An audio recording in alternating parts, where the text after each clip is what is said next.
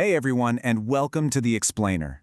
I am so thrilled you're here today because, honestly, we are looking at something truly mind-bending. We're taking a deep dive into Neville Goddard's esoteric classic, Your Faith is Your Fortune. But listen, we aren't going to look at this as just some abstract, mystical poetry. Actually, scratch that. We are going to decode this text and treat it as a literal, technical manual for the human mind. Get ready, because these concepts are absolutely going to challenge how you view reality itself. Okay, let's dive into this. Here is our roadmap for today. We'll start with the secret of I am, move on to the law of decreeing, decode the psychological Bible, break down the mechanics of manifestation, and then finally, we'll wrap the whole shebang up with the formula for prayer. And just to ground us right off the bat, we're looking directly at Goddard's foundational text, published back in the mid-20th century. This is where he lays out his boldest claim, that your very own awareness of being is literally the only creator. So let's start unpacking exactly what he means by that. All right, Section 1, the secret of I am, which is all about your awareness of being. Goddard hits you right away with this eternal, super provocative question. Whom seek ye? Who do you say that I am? He uses this to just completely shatter the preconceived notion that we should be looking for some external savior or, an outside authority to fix our lives. The text argues that as long as you believe in a power apart from yourself, you are robbing yourself of the true power that you already possess. And his answer to that question? It is literally thunderous. Before Abraham was, I am. He explains that your awareness, just that simple knowing that you exist, that feeling of I am, preceded the entire physical world and will absolutely outlast all physical manifestations. It's like the eternal blank canvas of reality. So, to make this perfectly clear, I am is defined as the unconditioned, formless awareness of being that contains the capacity to be all things. This is the core premise we're exploring today, guys. Your very own awareness of being is the sole creator of your reality. It is this formless deep that eventually takes the shape of whatever you believe yourself to be.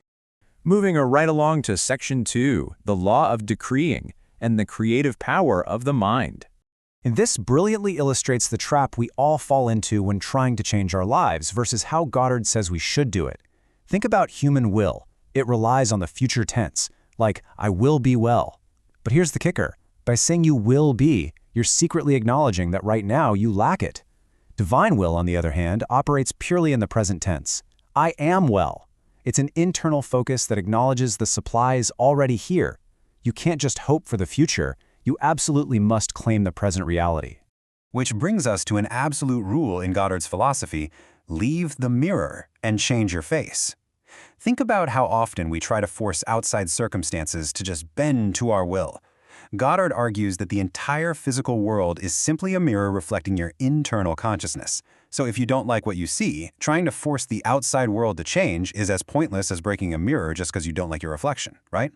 You have to first change your internal conception of yourself. If that sounds a bit out there, Goddard uses this brilliant analogy of a sculptor to really ground the idea. A sculptor looks at a formless block of marble, but they don't make the masterpiece out of nowhere. They know the finished art is already buried inside. They merely chip away the stone to reveal it. In the exact same way, your formless awareness already contains all you will ever conceive yourself to be. When you confidently claim, I am that, you are just removing the veil and revealing the masterpiece that was there the whole time. Now what's really interesting is this next part, Section 3, Decoding the Psychological Bible. Goddard throws a real curveball here. He boldly asserts that the Bible is not a record of historical events at all. Instead, he views it as this massive, great psychological drama.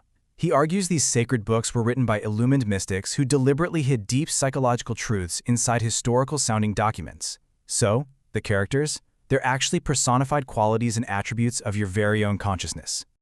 Let's look at how he demystifies some famous concepts, starting with the virgin birth. In this psychological framework, Mary represents your unconditioned consciousness.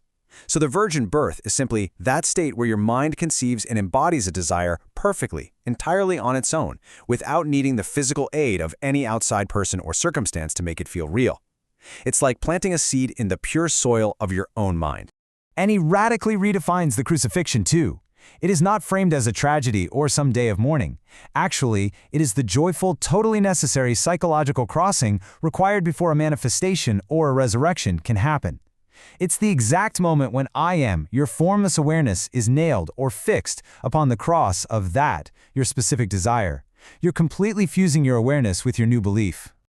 All right. Section 4. The mechanics of manifestation. Projecting reality. Goddard uses this punchy little reversal of a common phrase to really hammer home his point. Out of mind, out of sight. You know, we usually say out of sight, out of mind, but Goddard completely flips it. He insists that manifestations only remain in your physical sight for as long as your mental attention feeds them. If you take your mind completely off a problem, it literally loses the life force keeping it visible. It becomes out of sight. So how do we actually do this? Well, the mechanics are laid out in 3 steps. Step 1, you must detach your attention completely away from your current problem or identity. Step 2, you relax and feel yourself simply as a faceless, formless awareness. He calls it a floating sensation. You're just dropping all your current baggage. And step 3, once you're in that pure, formless state, you consciously claim and feel yourself to be the thing desired. You are taking your formless, liquid light and crystallizing it into a brand new image.